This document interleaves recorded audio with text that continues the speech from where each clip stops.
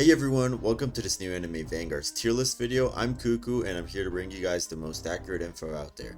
This tier list is 100% data driven, which means it's based on a spreadsheet that I've created that calculates the DPS of every unit, including both passives and non-passives calculated. So in this video we'll dive deep into the new units, we're going to talk about them, and we're going to break down how they're good and where they fit in the meta. Without saying anything else, let's get straight into it, and don't forget that the spreadsheet will be in the bio so you guys can bring your own conclusions of what are the best units this update. Starting off, we have Choso. Choso is one of the new JUJUTSU KAISEN units introduced in this update. He's a 4 placement unit with a full AoE attack at his last upgrade. Without considering his passive, his DPS is a total of 7,380. Choso's first passive is Blood Manipulation, which inflicts a bleed that deals 35% of his damage, and his second passive, Flowing Blood, grants him a 5% damage bonus for each attack he does on a bleeding unit, up to a maximum of 50%. After counting all the passives, his DPS reaches 10,698. Next up we have Gojo. Gojo is a full AoE 3 placement unit. Without considering his passives, his base DPS is 9,108. Gojo has 3 passives, as you guys can see. The first one is Strongest Sorcerer, which grants him a 20% damage boost and a 10% SPA reduction. Then we have Limitless, which makes him immune to status ailments and increases his damage by 0.1% per wave. His last passive, which is actually an ability, is called Unlimited Expansion, which allows him to gain a 2% SPA reduction per kill he gets in his ability, aka Void, which this scales up to 10%. After calculating his DPS with his passives, it reaches 13,774, which is the highest full AoE DPS, but overall he still ranks 7th in the DPS chart. But still, as you guys know, he scales even higher in Infinite because of his limitless passive, so yeah, he is OP for Infinite mode. Next up is Itadori. As you guys know, Itadori will eventually evolve into Sukuna, but for now he's an unevolved unit. He's a 5 placement unit with a small circle AoE, dealing 8,680 damage without passives. As most unevolved units, Itadori only has one passive, which is Cursed Vessel, that grants him a 10% boost both in damage and range, and a 10% debuff on his SPA.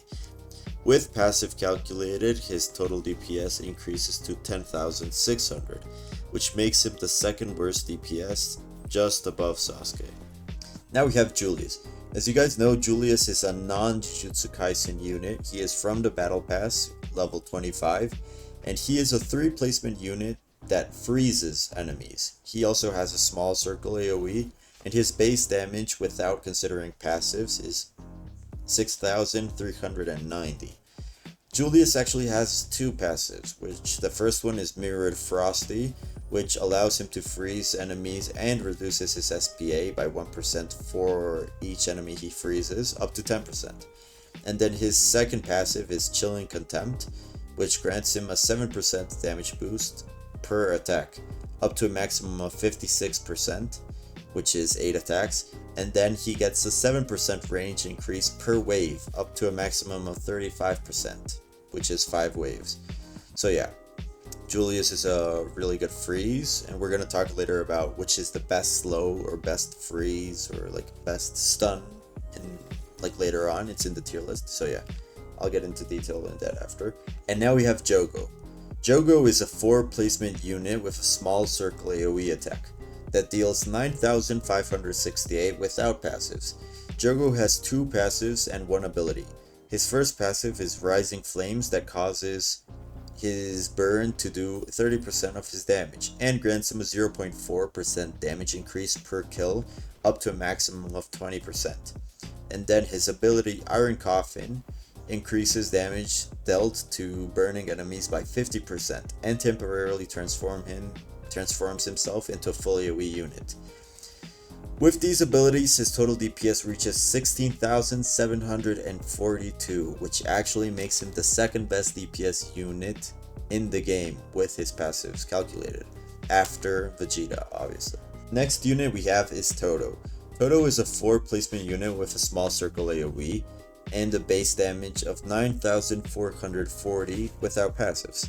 So Todo's passive is Boogie, which allows him to swap positions with other units in his range, and his second passive is Death Delusion, which grants him a 12% damage increase per attack that he receives, which is up to a maximum of 36%, 3 attacks, and a 4% reduction in SPA up to a maximum of 16% if he uses Boogie, which you can get pretty easily just by spamming the ability. With these passives, Todo reaches 15,283, which actually places him in 4th place of highest DPS, which is surprising to everyone, I think. And lastly, we have Toji. Toji is a 3 placement unit that has both small circle AoE and cone AoE, which allows him to have flexibility, and without considering his passives, my bad, his base damage is 6,390, which is pretty low, as you guys can hear, but this is only because one of his passives actually grants him 50% damage, so that explains it a little bit. And yeah, Toji's passive is Heavenly Body, which grants him a 50% damage boost when no buffs are active on him. So basically you cannot activate Haruka Rin. But for now, there is a bug. I do not know if it's intentional, but even if you have Haruka next to Toji, she still doesn't buff him, which basically doesn't change anything. It's not like you have to place him outside of the AoE. He won't get buffed either way. For now, it's probably a bug, but I'm not sure of it. And then he has a passive that's called Challenging Infinity, which is a passive that provides a 20% range increase and the ability to remove shields, as you guys know. This also makes him ignore damage reduction, making him effective against shield enemies and really good for Paragon. And then he has his ability called Cursed Inventory, which allows him to switch between Chain Blitz and Domain Breaker. Chain Blitz grants him a 10% boost of damage, and Domain Breaker grants him a 25% range boost and damage, boss damage, my bad. And after calculating the total DPS with Chain Blitz, which is the one that gives him a 10% damage boost, he reaches 13,209, which basically, even though his DPS is not the highest, he is a really good unit for shield breaking that you could take for Paragon stages, for Nightmare stages, and he will be probably meta since shield breaking is important. Also for tournaments, which a lot of tournaments will probably have shield. So yeah, that's it for all the new units we have this update, and now we're going to talk about the tier list.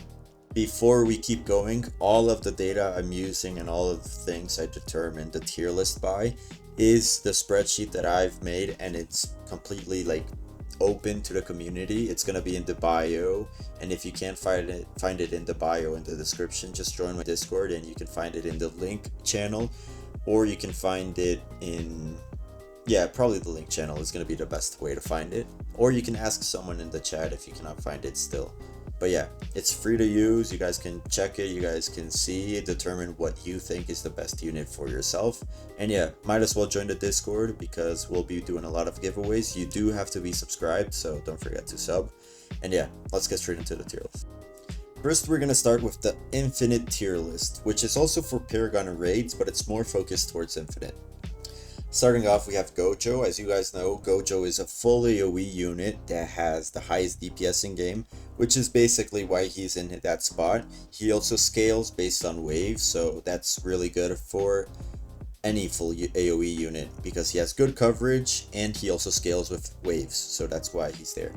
Alucard will be taking the second spot because even though he's not that high of DPS, he does have summons, which is pretty good for boss killing or for like if we have any leaks or whatever.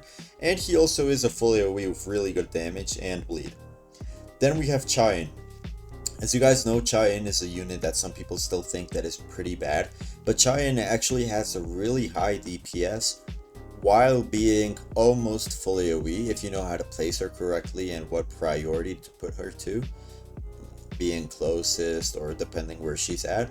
She is basically a full AoE that is doing a lot of damage, and she also has a crit passive, which means you don't need Monarch or you don't need Ethereal to make her the best unit.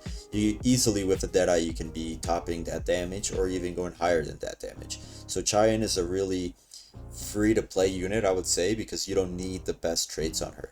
It's okay. Now we got Jogo, which Jogo is a surprising unit in my opinion to be high in the tier list. But Jogo actually has, one, his ability that makes him a fully OE, and two, he has that burn that scales pretty high on him. And yeah, he's a pretty consistent unit, even though his ability that makes him a fully OE is not active all the time. I still consider that while calculating his DPS, and he still was like a lot higher than a lot of units. So Jogo is a pretty surprising unit. Give him a chance, you'll see that he's pretty good. And yeah, Jogo is there because of that. Tengen is still in the higher ups in the meta because he is a fully AoE unit with a good amount of range.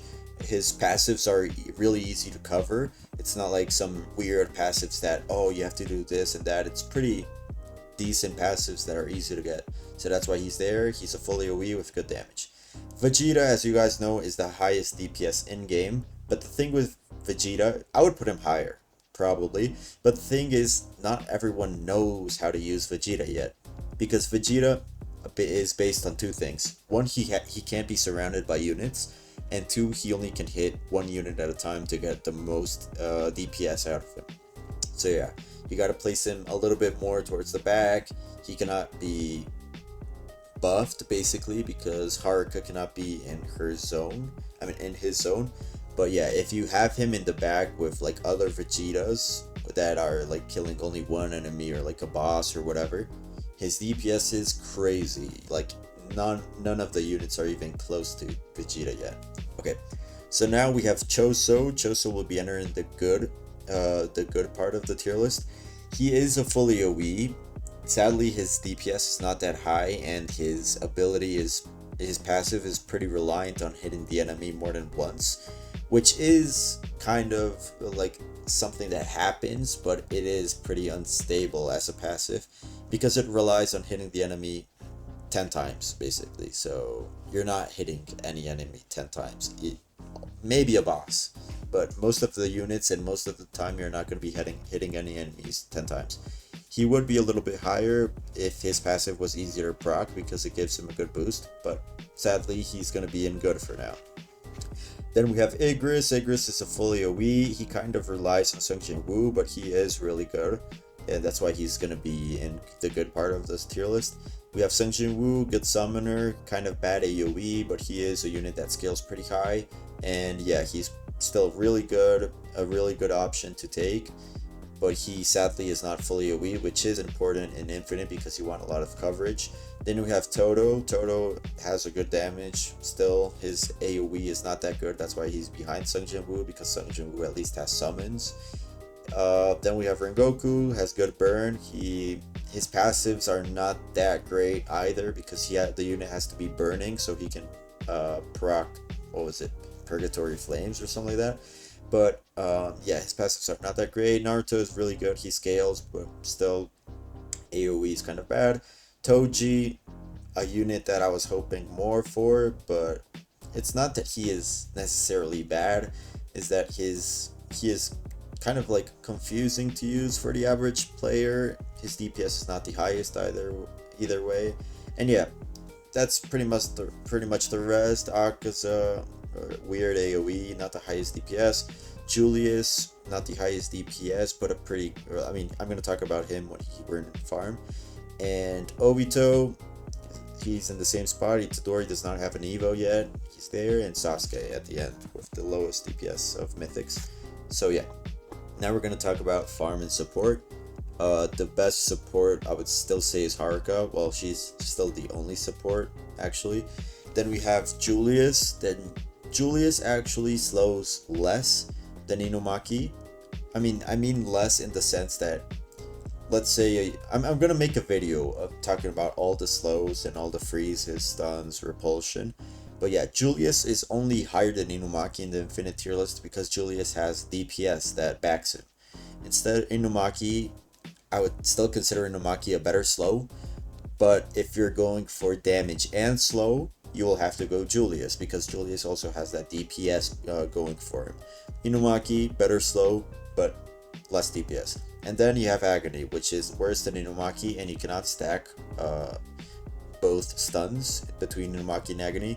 But if you don't like Inumaki or whatever, you can use Agony. Agony is a full AoE, but if you know how to use Inumaki being a cone AoE, still better, and repulses more. And then for farms, we have Takuroda. Takuroda gives you more gold. He is not sellable, but you don't really care about money in Infinite. And then we have Sprint Wagon, which is there because he gives a little bit less, but you can sell him, but that doesn't matter that much in Infinite. And yeah, that's pretty much it for the Infinite tier list, and now we're gonna talk about the story tier list. Okay, so now we have the story tier list. We'll basically covered all the units, so I'm not going to talk about what each unit does again, just a little bit of the changes. Vegeta, if you place him, if you even used him, you probably understand why he's there. He is a really good unit to place at the beginning. He has the high, he has low cost placement, 1200, and he's a unit that is really good when he's alone, so that's why he's good for the start. He's a multi-hit, good for shield breaking and everything. And yeah, then we have Gojo, Alucard, Giant, Jogo, which are pretty much the same positions as the other tier list. And then Toji has a good spike, if you guys have noticed, since he's a shield breaker, and two, because if you guys know, Toji in one of his upgrades he gets full AoE, and he is not that expensive for the full AoE that he gets so soon. So yeah, Toji overall, he gets pretty good when you're not accounting high DPS intakes or whatever. So Toji is pretty stable for the story / challenge tier list. He's also a 3 replacement unit, so you don't have to place that many of him. That's why Chai-In would be a little bit worse in that sense, since you gotta place a lot of her. So yeah, then we have Naruto, Todo, Rengoku. It's pretty much self-explanatory. If you guys have any questions, you can ask. But in this tier list, a lot of important stuff is placements and how cheap it is to place, or the total cost of a unit. So yeah, that's a little bit it. But I do want to talk about the farm / support. As you guys know, I said it before in the other in the tier list of the Infinite, that Inumaki is a better repulsor, or better slower than Julius. So I would take Inumaki over Julius. But at the end of the day, if you need more DPS, Julius is still better. But trust me, Inumaki is actually a slept on unit, because a lot of people have their auto sell on legendary. But use Inumaki if you know how to place them correctly. I'll still make a video of the best slows, how to use the slows, perfect SBA, a lot of technical stuff with slows, and how I calculated it, and how you guys can calculate which is the best slow. And yeah, and comparisons. So yeah, Inumaki, then Julius, and then Agony. But if you're gonna take Agony, don't take Inumaki, and vice versa. If you're gonna take Inumaki, don't take Agony. And yeah, then we have Sprint Wagon. You can sell Sprint Wagon. That's why he's OP for story and challenge, because you can farm and then sell him, and then you can get an easy upgrade out of that. And lastly, Takuroda, if you're not going to take Sprint Wagon, or if you have Golden in Takuroda and you don't have Golden in Sprint Wagon. And that's going to be pretty much it for the tier list video. I hope you guys enjoyed it. I hope you guys actually will use these tier lists. If you have any questions, as I said, please just leave them in the comments. Some people are scared to ask stuff, and don't be. I'm a chill guy. Half of the community probably already knows that. But yeah, guys, I hope you liked it. I hope you can help me up with a sub, help me up with a like or a comment, and join the Discord too. I'll be making giveaways. Sadly, we haven't reached 1k subs yet. I'll make a giveaway for 1,000 Robux once we hit that. And for the next update, I think we're gonna be also dropping some VIPs, maybe some battle passes. Not battle passes. We'll see. We will be dropping more giveaways. I hope you guys really enjoyed it. So sorry for taking this long. I've been really occupied with work and with my dog that's been at the vet. And yeah, that's pretty much it for the video, guys. Leave a sub, and yeah, guys, see you guys in the next one. And don't forget, there's gonna be a slow video, which is gonna be pretty important for tournaments and stuff if you want to be good at those. So yeah, we'll see you guys in the next one, and peace out.